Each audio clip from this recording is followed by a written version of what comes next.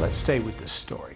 Joining us from Washington is Hassan El-Tayyab, who is Legislative Manager for Middle East Policy with Friends Committee on National Legislation. Hassan El-Tayyab, we showed in our report earlier, which I don't know if you had the chance to see, a very bleak picture with starving children. Is there any hope that the children that we featured in our report, these young children, will at some stage be able to have normal childhoods? It's a horrifying thing that's happening in Yemen right now. After 5 years of war, Yemenis are especially vulnerable. There are about 14 million people living on the brink of famine, and 80% of the population needs humanitarian assistance right now.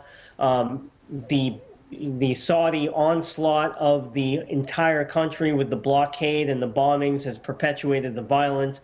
And to make matters worse, during this global pandemic, the international community is dropping the ball, and they are failing to fully fund humanitarian assistance to Yemen. So it's really hard to say whether or not these children will have a decent childhood. What the international community needs to do is come together and fully fund Yemen right now. There's shortages of absolutely everything that's needed to treat the people there. So what the world community has to do is come together to end U.S. and military support for the Saudi campaign and try to fund the humanitarian assistance.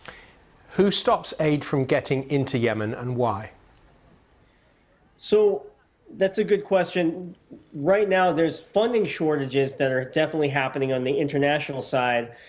There's a blockade around the whole country supported by Saudi Arabia and the UAE, and the Houthis in North Yemen are also obstructing humanitarian assistance. So all around, it's a terrible situation. And what's needed right now is diplomacy to try to open up the country and to get critical assistance to the people that need it most.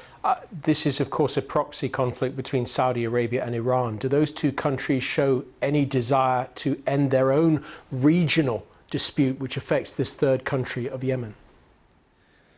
Unfortunately, no. There was a brief moment of optimism when we saw earlier this year Saudi Arabia announce a unilateral ceasefire, but during that time, the airstrikes just continued and continued on, and the fighting has raged on. So unfortunately, yeah, this proxy war has just continued. And what's needed is the international community to put pressure on the various players on the ground. And on the United States' part, we provide logistical support and weapons sales to the coalition. So as my position at FCNL, as a lobbyist, that's what we're trying to do, is put pressure on the coalition so they stop their air campaign and put an end to the violence. Hassan El-Tayyab, thank you so much for joining us.